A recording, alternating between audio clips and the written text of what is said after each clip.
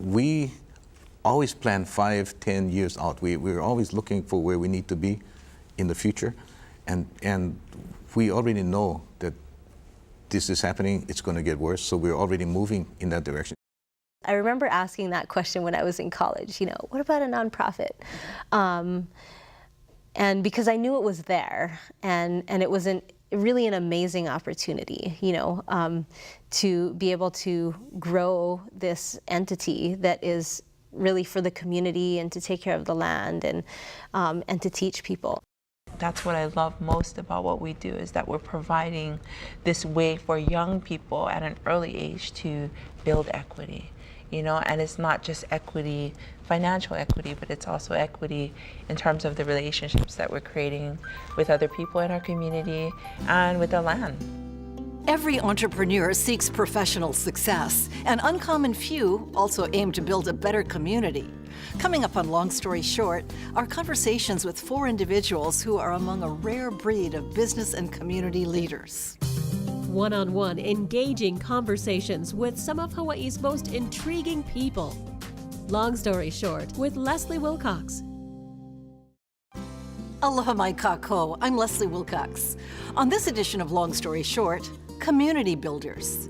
It takes a remarkable type of person to look beyond their own family, business, and circumstances, maybe beyond their own lifetime, and work to make life better for the broader community over the long haul. To illustrate the impact these individuals can have, we revisit 4 entrepreneurs running distinctive businesses and nonprofits on 3 different islands. We think it's worth another look at what these innovators have accomplished, putting their vision and values to work, and how they empower people in their communities. First up, Gary and Kukui Maunakea-Forth. Though they come from different places, New Zealand and Nanakuli, this married couple came together through shared concerns about social conditions on the Waianae coast of Oahu. And when it came time to start their enterprise in 2001, making money was far from the top priority. Now the largest organic farm on Oahu, the nonprofit Ma'o Organic Farms is providing much more than food. It's creating a future for young people in West Oahu and educating leaders for the next generation. I think the first place it came down to was the fact that we weren't growing our own food. We definitely worried about the kids in our community, but I think because we saw all this land that was being wrongly used, we just kept asking ourselves, why aren't we feeding ourselves? And then we dug a little bit deeper, and one of our friends is a soil scientist, and it turns out that the soil in Lulule Valley is one of the most unique and nutrient-rich soils in the world. And we didn't know that, and kids in our community weren't taught that. The connection to the land had been severed. And we still, to this day, there's kids that come up to the farm that have never been up into the valleys. And so I think that's where it started, and then, definitely as our kids started to get a little bit older and go through the same problems that other kids were going through, our connection to what kids in Waianae and what kids in rural Hawaii are going through started to just, really sort of slap us in the face. The idea that a good public education is very difficult to get in Hawaii. We didn't want to just grow food and eat it ourselves. We wanted it to be highly marketable because, when we analyzed our community, the state of poverty was multi-generational, and we thought that if we sell our own food for a premium price, that money would go back to our community. And so we looked at the kind of social service kinds of things that we had been doing ourselves and that others were doing, and we wanted to add this, what at the time was called community-based economic development, but we wanted to add this economic development layer that now has become social enterprise. And so that's where it started. I wanted it to be this great education program. I wanted, this element of culture and this element of vocational skills being taught, and this element of community work being done, and it just didn't happen like that at all. It was whatever, resources and people that were sort of there at the time. And it started off as a 10-month-long experience, farm work experience. So who were your first enrollees? Mostly people that we had talked to their parents at Tamura's, or we saw down at the beach park and said, hey, we're starting a program. Would you guys like to, send your daughter? Oh yeah, my daughter's graduating and she doesn't really have plans. sure, we'll sign her up. Those people that were meant to be there ended up there. And, you know, all of us, you know, growing up on the coast, the fact that there's only, you know, 11% that will go to college, that's a small number. So what about the other 88, 90% that aren't going to college? Where are those guys? And you know, we thought long and hard about who we wanted to have this opportunity and to have this experience. And it was really those that were going to become the leaders. So this 18 to 24-year-old Waianae or Nanakuli graduate that had a desire to do something different and to connect with not only the culture, but with a future in the community. Almost every young person that has been in touch with Ma'o, and this is pretty much the condition of the Waianae Coast, you know, the federal government calls them at risk. And if you look deep at the statistics, you'll find that, you know, Waianae has twice the teen pregnancy rate, twice the substance abuse rate. All of these indicators are terrible, twice as bad as anywhere else. And so most of the kids that come have issues at home or within their own lives that they've got to deal with. On top of that, you know, we're told in this society that if you go and get a college education, you can get ahead in life. You know, you can get your American dream. Most of the kids coming out of the public schools in the state of Hawaii and in Waianae are what's termed remedial, and so they have to be highly motivated. Because when we started Ma'o, we wanted to start it with a college program, an associate degree program that took us 3 or 4 years to gain momentum. Because when we went to Leeward Community College initially, they were like, well, you know, let's do a non-credit program, and so we started with this 10-month-long program. And now the various programs we have through Ma'o are sort of designed to be like a movement, to have this environment of entrepreneurship, of I want to get ahead, of I want to work hard, I want to give to my community. Over time, you know, we nurture trust and respect and love. And when kids first come to the farm, they generally come because we're going to help them pay for college and give them a stipend. The farming, they could live without some of them. So in 2003, I think, was our first real official 10-person youth leadership training, and these young people were just straight out of college, and one of them went through the whole 10 months, and during that 10 months he turned 18, and he was, you know, he was all over the place. He was just growing up. And anyway, he stuck at it, and now he's still with us, and he's 25 years old, and he's now the assistant farm manager. His name's Manny. He represents what we believe is the untapped potential of young men in Waianae. He can run the farm himself. I've seen him talk story with Alan Wong about food, talk story with Ed Kenny about food. At one of the fundraisers, he was talking about the farm to Pierre Omidia, who's a billionaire. He represents, I believe, what a young farmer in the state of Hawaii should be. Not just a person who's able to toil in the fields, but he can talk about the vegetables, he can cook the vegetables. You know, we've tried to take the farming part of it and make it sexy and to make it interesting. And the best and easiest way to do that is to allow the young people to do, firstly, a bit of everything. So that they get typecast weeding a lot, but they also get to do all the other jobs. And you know, packing vegetables to go to town restaurant or to go to Whole Foods is one of those things where they start to see the pride in doing it. And the connections. And the connection, yeah. And so if they're at KCC Farmers Market selling vegetables, that's the ultimate job.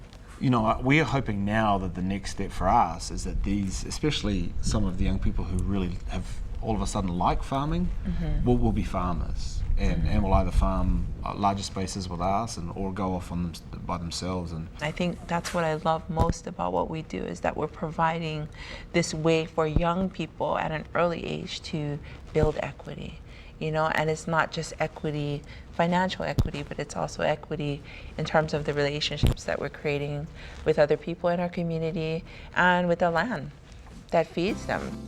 Since 2009, when this interview first aired, Ma'u Organic Farms has continued to do well. In 2018, a record 21 students graduated from the program with high school and college degrees, including from a new 4-year program in Sustainable Community Food Systems at UH West Oahu. While we enjoy the vegetables, Ma'u is really growing the leaders of tomorrow. Now we head over to Kauai's North Shore, where Stacy Sproat-Beck is pursuing some similar goals at the Waipā Foundation. The Waipā educational mission includes connecting people to the land, using natural resources responsibly, strengthening family, cultural, and community ties, and preserving a way of life. In 2014, Stacy Sproat-Beck told us why she was a world away from the work her business school professors expected her to pursue. You went to USC, which is a very fine business school. What was the experience of going to college at USC like? I mean, there are a lot of wealthy scions, you know, sons and daughters of magnates. It was kind of a culture shock, you know, not so much being in a city that size or in a school that size, because, you know, I'd lived here for 6 years in Honolulu and gone to Kamehameha, and this is a big city too. But definitely USC was kind of a culture shock for me, and I didn't fit in that well. And, you know, I'd raise my hand and go, well, what about family business? And they go, oh, no, don't talk about family business is really hard. And I go, oh, what about nonprofits? And they go, nonprofits? You know, maybe we'll bring somebody in to talk about nonprofits, but nonprofits aren't really where the money is. And so it was kind of a different thing for me, but I still feel like I gained a lot of knowledge and important skills from going there. Definitely, it was an amazing education. When you came home, I mean, I think you were aware of what was going on, but weren't there for a lot of the fireworks. There was a lot of militance about the way land was going on the North Shore, the push for resort development and the move away from a rural lifestyle. On Kauai, yeah. That, it seems like that was happening, that was happening throughout our childhood and youth. And my parents were really active, and my family was really active in fighting development and wanting to manage it, really, and not just let it get out of hand. And in fact, they were fighting Kamehameha schools, where you'd attended, owner of Waipā. Yeah, in the early 80s, then yes, Kamehameha became one of the entities that wanted to develop their land holdings there on the North Shore. They were in development mode, and so their plans for Waipā and Lumahai were golf courses, resort communities. Back then it was all about developing the land so they could make money to support the school at Kapalama and the estate. Eventually, after 4 years of activism and negotiation, and the default of the developer, the potential developer, they were able to obtain a lease from Kamehameha for the 1,600-acre Ahupua of Waipā, which is an intact watershed. It's amazing. I moved home in '92, and I really started helping at Waipā in '94, and it was really just difficult. There were a lot of different challenges and issues. And you were doing this as a volunteer? Yeah, farming with my husband on the side, helping manage Waipā on a volunteer basis, and then also I think I was doing promotions for a boat company to actually make money to pay my bills. When Kamehameha went to strategic planning in 2000, 2001, they changed their whole viewpoint on land management and revenue generating lands versus lands for culture and education. And also, kind of right around that same time, all of these other difficulties that we had just sort of went away.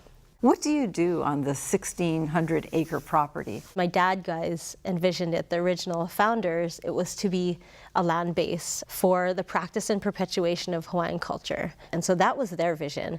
And so we continue to perpetuate that today by doing programs for kids, that connect them with the land, and also, we do enrichment programs and leadership and cultural programs, and they're in the garden and harvesting, and also just swimming in the streams, and maybe doing a lot of the things that I did as a kid, that we all did, and I feel like what that does today is it connects us back to the earth when a lot of us are just busy living somewhat urban lives, that it's helping them to make the connection. So we do programs for kids. We also we do resource management. We manage learning sites and sites that we're restoring. We have a fish pond that we're restoring along the coast, and then we've got lo'i, taro fields, and gardens, and a native plants nursery. And then up in the valley, we're doing reforestation. And then sort of teaching and learning through all of that. And even another thing that's really amazing to us is that we've planted a lot of fruit trees lately, orchards of fruit trees, everything from longan and lychee to mango and oranges and avocado and ulu, star fruit, and really to be able to create abundance, lots of food, because we know the importance of having lots of food there, both to feed ourselves and to share with community, and then to market too. But also being able to take the kids out, and mountain apples too, that's a big one. Being able to take the kids out and let them pick their own snacks off the trees. I mean, we grew up with that. But kids nowadays, they look for a box. It blows their mind when they go out and and are able to pick mountain apples and eat them. It's just the most amazing experience for them. And for us, I think that should be so basic, What's the goal for Waipā Foundation now in the ahupua'a? Well, our goal is a thriving and our sort of vision is a thriving and abundant ahupua'a, and a healthy community that's connected to their resources. And so it's both, exactly that, just thriving and abundant with land and resources being healthy and feeding us in many ways, both physically, spiritually, and then also community that is connected to the place, that helps to take care of it and is nourished by it, and also actively manages and takes care of the land. And I think that's our vision specifically for Waipā, but also it's a larger vision. Waipā could be just a microcosm of the state or the island or the world, where everybody is directly connected to the resources that feed them and take care of them. Our next guest may not have started out with quite the same intentions as Stacy Sproat-Beck or the Maunakea-Forths. Richard Ha went into the family farming business and then founded his own farm on the Hamakua coast of Hawaii Island. Along the way, Ha found that his business expertise and entrepreneurial vision prepared him to make progress on challenging issues like sustainability, food security, and renewable energy. Ha always tries to stay ahead of the curve, anticipating the next big need. It all started with a can-do attitude he learned from his dad. When you saw your dad farming and you were playing with tomatoes, did you think, I want to grow up and be a farmer? No. Actually, what happened was I ended up wanting to go into business or into having some kind of organization to be in charge of. And the reason that happened was because Dad used to tell stories when I was about 10 years old. We had this kitchen table that was like a picnic table, bench and everything. And he would tell stories about impossible situations, a business situation, or he had all kinds of different situations. And he would come down he came up against a stone wall, there's no way to figure it out, and he'd pound the table, and the dishes would all fly. He would say, boom, not no can. I remember that pretty clearly. Not no can. Yeah. It's about problem solving and the will to overcome the problem. Yeah, it was just a given that you just don't come up to a problem and look at it and say, oh, that's it. There was always a way around it. Well, what were you going to do with your accounting degree? Actually, I didn't really know. I just knew that I had an accounting degree, and if there's anything came up, I was going to do it. But it just so happened Pop asked me to come back and run his chicken farm. So I said, okay, well, I don't have anything planned, I'll do that. So I came back, helped him run the poultry farm, And in the course of that, met the supermarket people, learned how marketing and that kind of stuff worked. And you learned from the ground up on that end, right? yeah.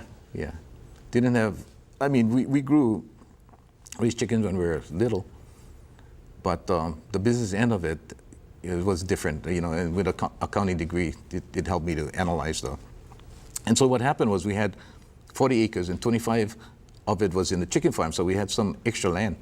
And so we needed to find out what could we do with no more money, because I only had a $300 credit card.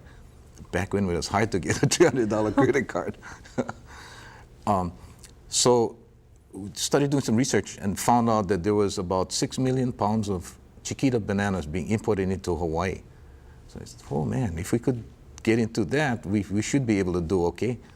So we started trading chicken manure for banana keiki and started 2 acres. At what point did you have your own farm? Well, yeah, that was my dad's farm, and we made it into a four-way corporation with my brothers. And then from there, I went to Kapoho to lease some land over there, and that's when it started, maybe 2 years after we started the first banana farm. And then when the sugar plantation started closing down, we were able to move closer into Hilo at Ke'au. So we moved our farm there. At Ke'au, we ended up with expanded to 300 acres. And by then, we became the largest banana farm in the state. Are you confident that local people will buy local produce, even if it's more expensive? Well, it's really what we need to do to support our local farmers, because to be food secure, farmers got to make money. And come the time when we feel like this is really a serious situation, it'll happen. And everybody's talking about food security. Now, how do we do that? And the answer is, if the farmer can make money, the farmer will farm. So it doesn't get much more complex than that. So in an effort to figure out ways to help farmers make money, we went, with the help of the Department of Ag and the legislators and a bunch of people, we pushed through legislation so that farmers could get cheap loans, low interest, long-term loans for renewable energy projects. And how we look at it is how it affects our workers, our community, and the environment. Every Thursday we have, our workers can come and just pick up all the different things we grow, bananas and tomatoes and whatever, as much as they need for their family. And we have profit sharing, although it's been tough the last few years. We have profit sharing, and we want to look, toward whatever we can do to help them with the food side of it, because it's hard for us to raise our workers' salaries because we can't raise the price. Everybody's having a hard time. So we have to figure out other ways to help our workers. Keaukaha Elementary School, a Hawaiian Homelands community, and a school that was in the academic basement for 20 years. You adopted a class there. Yeah, what happened was I volunteered to be on this 30-meter telescope subcommittee of the Hawaii Island Economic Development Board. And so when you talk about telescopes, you automatically talk about the culture. Mauna Kea, you need to talk about the culture. If you talk about the culture and you end up at Keaukaha, it's a 75-year-old Hawaiian Homes community. And so that's where I ended up. Yeah, so I went over there, talked to Kumu Lehua about telescopes, and had to learn a lot about the culture. I didn't know as much as I do now. I was mostly worried about farming. But the more I got into it, the more I needed to learn. And then what is ironic was, here I am on the 30-meter telescope subcommittee, and you're standing in Keaukaha, you look at the mountain, there's hundreds of millions of dollars of investment out there. You look back at the school and the community, you say, there's nothing here of tangible relationship to that. And but whatever the case, we decided this is no can. We had to do something. What do you see yourself doing in 10 years? It's hard to say what it'll be, but I'm pretty sure it'll be something what I can't imagine now, because we always end up doing something that's new and different. Yeah, so I expect that it'll be something new and different, but it'll be something for sure. And it'll be in farming? I can't even say that. I don't want to just say one particular thing, but it really has to do with where our society is going, what our circumstance will be. Since this interview first aired in 2008, we can now tell you what Richard Ha is doing. In 2016, he closed Hamakua Springs Country Farms and was awarded one of the first Hawaii licenses to grow and sell medical marijuana with a company called Lauola. In the fall of 2018, he left Lauola after steering the company through its startup phase. He said he'll continue in the agriculture and energy industries. Richard Ha, Stacy Sproat-Beck, and Gary and Kukui Maunakea-Forth all continue to grow their own enterprises while building better communities across our state. We thank them for their vision and can-do attitude and for sharing their stories with us. We hope they've inspired you. Mahalo for watching. For Long Story Short and PBS Hawaii, I'm Leslie Wilcox. Aloha nui. For audio and written transcripts of all episodes of Long Story Short with Leslie Wilcox, visit pbshawaii.org. To download free podcasts of Long Story Short with Leslie Wilcox, go to the Apple iTunes Store or visit pbshawaii.org. There's no one right way, and we've all sort of figured out this thing that we bring everything to the table. You put it down. If your idea is better than ours, then hey, we're gonna go with your idea. And that's how it even happened with that very first class. Things have really just grown like crazy since then and gone in an amazing direction. But I feel like the lessons learned from those really hard times are kind of what maybe grounds me and the organization in sort of humility and remembering that things don't always come easy. Pop taught us a lot of lessons, and it had to do with survival. It's do what you gotta do and plan for the future, and if you make decisions, you gotta do it now, kind of thing like that.